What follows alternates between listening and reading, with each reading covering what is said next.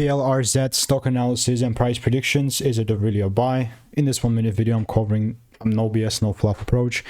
I'm the only guy in the space, that's done 40,000 videos and actually documented them all. Ultimately, it's a bearish market. I mean, I was looking to double down because it was alongside. And this is why I say, this is how most of my money was being made, just doubling down and just milking it up the most that I can. This is a great setup. Ultimately, let me show you the before actually. Here it is. This was made like 5 days back. I'm gonna look at this video. And then it's the delivery. So took the highs out, started milking, melting down. I mean, the reality is that the likelihood of this thing just kind of keeps melting is still quite high. Can he break beneath 24 cents? I don't doubt. I really don't doubt. For me, we feel like Mr. Sicko, but when are you going to consider buying here?